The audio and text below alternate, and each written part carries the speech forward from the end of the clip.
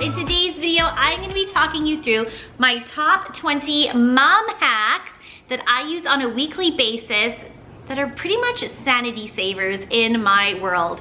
So stay tuned to this video because honestly guys, these are simple little tricks that you can add to your everyday life just to make things a little bit smoother. If you're new to my channel, my name is Angela and that little one of mine is Ava.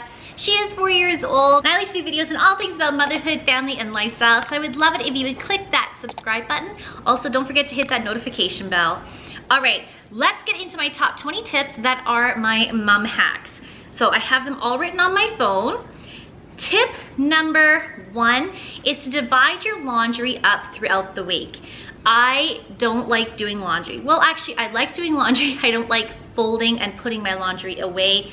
Sometimes my laundry sits in the dryer and I refresh it on the daily. So that's okay. That's just my little, I guess, my little Achilles heel, as they say. But divide your laundry up every day. So for me, and I'm gonna get into this in a little bit, like Mondays I do darks, Tuesdays we do colors, Wednesdays are whites, Thursdays are my bed sheets and towels, so that way Friday, Saturday, Sunday, I'm not bogged down with more laundry. It's more manageable. I have a great little laundry cart that divides it up into categories. It's great. Ava's getting really good at helping me with throwing her laundry in the laundry hamper, so I find that if I divide my laundry up and only tackle one load a day, it's much more manageable. Speaking of laundry and having wrinkled clothes is a huge pet peeve of mine, but I don't necessarily want to like lug out my iron every single day just to like iron a shirt. So a mom hack for you is to take some ice cubes and a wrinkled shirt or wrinkled pair of pants, whatever it is, and pop it in your dryer.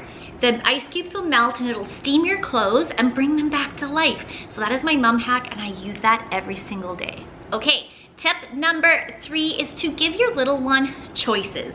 So Ava is becoming of the age where she likes to have a little bit of a say in what she wears or what she eats. So I give Ava the choices of 3. I'll give her 3 choices for a shirt. I'll know what pair of pants I want her to wear. So I'll give her kind of 3 options that go with that shirt. Or for a snack or for breakfast, you know, if I'm gonna give her a side of fruit, then I'm gonna say, Ava, do you want toast with it? Do you want eggs with it? You know, I really try and give her more choices.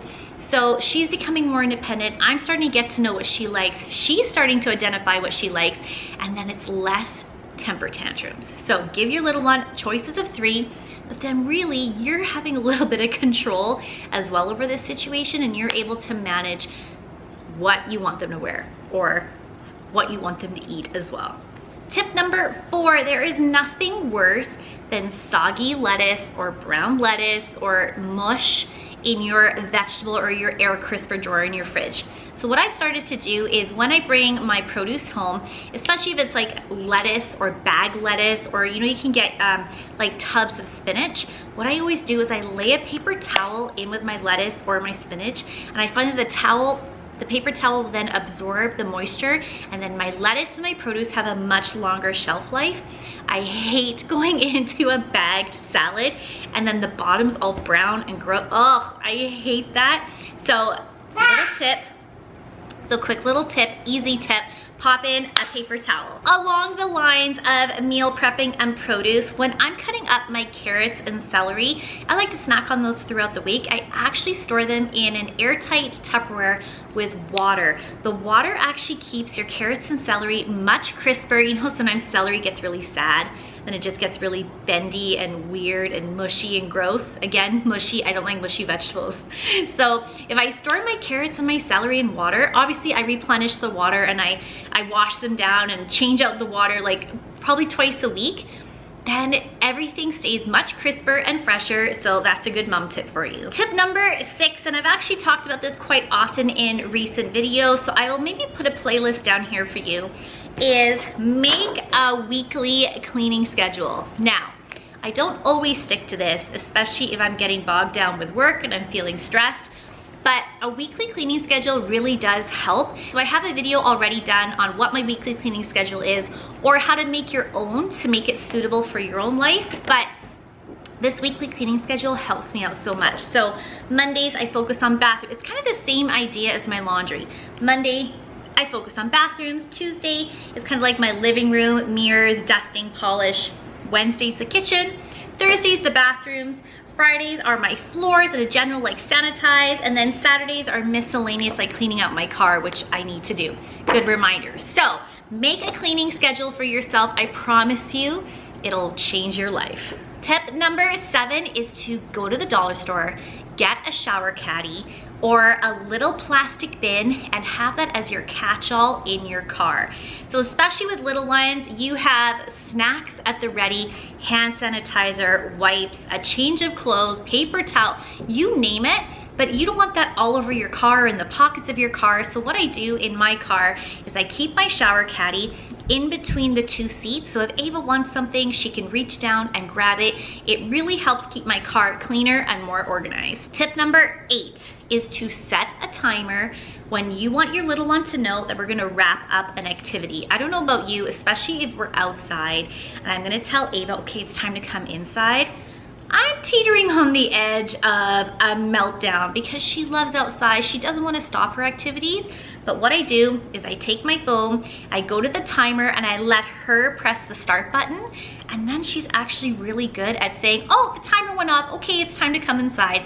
It gives a little bit control to her, and then it helps me avoid that situation that none of us moms like to talk about. Tip number 9 is to rotate through toys so that your kids don't get bored, or hold on to Christmas gifts or birthday gifts, Easter gifts.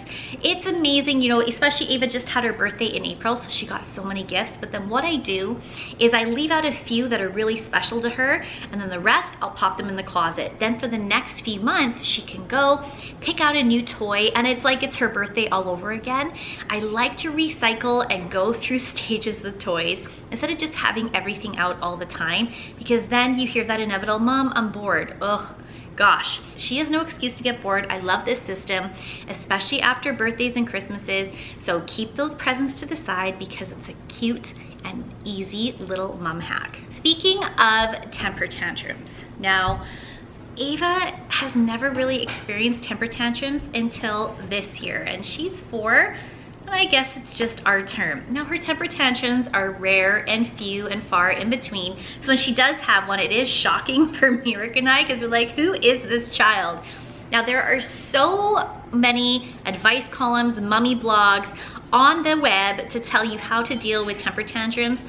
What Mirek and I do, and sometimes I find it's just Ava needs some reassurance that it's okay, and maybe she's finding it difficult to express how she's feeling. So sometimes we literally hug it out. I'll put her on my knee, I'll give her the biggest hug, I'll be like, you're safe, you're fine, we love you. Let her cry it out for a little bit, and she usually calms down within like a minute or 2, honestly. It really works like a charm. Then she takes deep breaths, and then she can calm down and articulate to us why she's so frustrated. That usually helps. So try the hug it out method. See this little one's foot. All right, so another thing that really helps us. Now, both Mirek and I work from home, and sometimes I feel that mom guilt, and it's so heavy because I should be spending more attention and more time with her. But if each of us on our own give Ava our undivided attention, even if it's just for 10 minutes, cell phones down, TV is off, no iPads, yes, she can watch an iPad right now. It's the weekend and it's okay. No iPads. But if she has our undivided attention, I find that she's a happier little girl, she's calmer, she really goes along with changes in our world, or if you know, there's less temper tantrum, she doesn't get as frustrated. So that has really been helping us. So 10 minutes, cell phones away, no distractions, undivided attention. Now, speaking of 10 minutes, take 10 minutes for yourself as well, whatever that may be for you. Whether it's you make a coffee and you sit down for 10 minutes and you read a magazine, you read a book, you sit and you meditate, you pray, you journal, you just even take a drive, whatever that may be, take some time for yourself. 10 minutes a day is really right now what I've been working with, and it actually helps me when I'm feeling like bogged down by work, bogged down by Ava. You know, I also homeschool her, so sometimes I feel like I have too many balls in the air and I'm trying to juggle everything. Sometimes if I just take 10 minutes and to breathe and to calm down, it really helps me refocus myself. It's kind of the same thing with when Ava's feeling frustrated, she just needs a hug, she needs a minute just to calm down, then everything seems more manageable. So take that 10 minutes and take care of yourselves. Tip number 13 is to meal plan. Now I know sometimes meal planning can seem a little bit overwhelming. I have lots of meal plan videos that I can link to for you guys to check out, but there's also so many resources. I also, and this is a tip for you, on my computer where I make my meal plans, I actually save them, and I almost can then recycle through my meals. So I can look back to last summer and be like, oh, in May we started eating this and we started barbecuing more, so that I'm not having to like reinvent the wheel every time I sit down and meal plan. Start out with your family favorites, whatever works for you, you know, divide it out like meatless Mondays, taco Tuesdays, whatever it is to help you meal plan, so that come 5:30 every day, you're not scrambling and your little one's not saying, Mom, what's for dinner? You already know. Tip number 14, stick to a schedule. Whether you are a stay-at-home mom, a work-from-home mom, you have no kids, it doesn't matter. Stick to a schedule. It will really help you time block and time manage your days, so that you're not sitting on Instagram wasting time scrolling through for hours, and then all of a sudden you're like, oh, I forgot I had to do my laundry today. I had to, you know, write down everything that you do throughout a day. Make a schedule from that. It really helps you feel more in control of your days and less scrambled. Tip number 15 is to declutter and clean as you go. I kind of have a rule for myself. I'm not saying Ava always sticks to it, but my rule is I never leave a room empty-handed. So we know with little ones, their toys can often migrate from their toy room or their bedrooms, whatever you have, and start scattering around the house. Like if you guys really saw behind the camera right now, it's not a pretty picture. There's toys everywhere. So my rule is whenever I'm leaving my living room and I'm heading down the hallway to Ava's toy room, I never leave the room empty-handed. I always put things away. I always throw away envelopes from mail or whatever I can just to clean off a surface. It takes literally 30 seconds, and that is better because then it doesn't pile up through the week, and you're not having to spend hours to clean up after yourself. Tip number 16, start getting your little ones involved in helping around the house. They actually really enjoy that independence and they feel like they're helping. So Ava, I've noticed every time I clean, she loves dusting. So I got her own little Swiffer and I give her little jobs. She loves going around and dusting all the cabinets.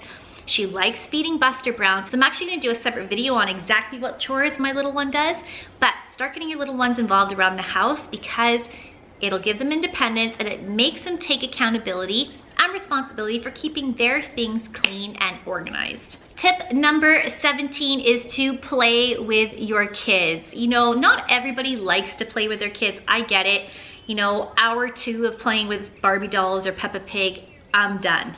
But show your kids that you still remember how to play. Get down and dirty, make fun of yourself. Let your little ones know that it's okay to be silly. It's okay to make a mistake and learn through mistakes. It's okay to get your hands dirty. It's okay to make mud pies. Your little one will find it hilarious and they will love it. And that is such a good time for you guys to connect. All right, tip number 18 is to read to your little ones. So one of my favorite times of the day is every night Ava and I read books together. So it actually is a nice way to calm down. It opens up the door for conversation and it helps her to get interested in reading more.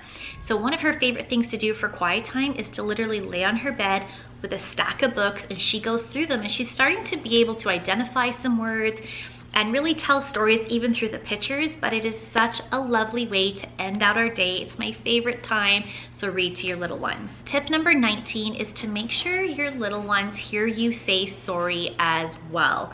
Sometimes this munchkin of mine, she can be stubborn as a mule and she does not want to say sorry. She will dig in her heels and not say sorry. So what I'm trying to do is when I make a mistake or if I lose my temper because it #momlife, it happens, or if I do something, I always make sure that she knows right away. I say, I'm sorry, Ava. So I'm really clear and I make it short. I tell her I'm sorry, or I say sorry to Mirik, or sorry to even myself. This is the reason why, and done with it. It actually helps her to say sorry as well. All right, and tip number 20 is to prepare the night before. So I always like the night before to lay out my clothes or lay out Ava's clothes. If I have a really busy day ahead of me, you know, identify what we're all gonna have for breakfast, lunch, dinner, snacks, you know, make sure that I'm just really organized. Even sometimes as simple as putting up my coffee cup the night before, it just helps put me in a better mood. I don't know what it is. I go through my to-do list the night before so that when I wake up in the morning, I know exactly what's on my plate for the day. Also, it's a good brain dump method so that you have a good night's sleep. So prepare the night before and set yourself up for success. Tip number 21, and this is a bonus tip, is your little ones, I bet, already have a regular scheduled bedtime. You should too. Moms, dads, 10 o'clock, 10:30, whatever it is, give yourself the chance to get a good night's rest. Sleep is so important. You know, sometimes I can be a big emotional stress ball if I don't get enough sleep. So literally at 10 o'clock at night, Mira and I are like Cinderella at the ball. The clock strikes 10 and we're all gonna turn into pumpkins unless we get our butts to bed. So we have a little routine every night. We get ready, we get our butts to bed, we have a good night's sleep, and then I just feel better and more prepared for the day. All right, everybody, I hope that you enjoyed my top 20 mom hacks on tips and tricks that I actually use every single week to help me have a much more organized and calmer week, and so that I'm more productive and get more done. Let me know down in the comments below if you guys currently use some of these hacks, or what are some tips and tricks that you have that'll help me out, right? Help a mom out. Thanks so much for watching, guys, and I'll see you in my next video. Mwah!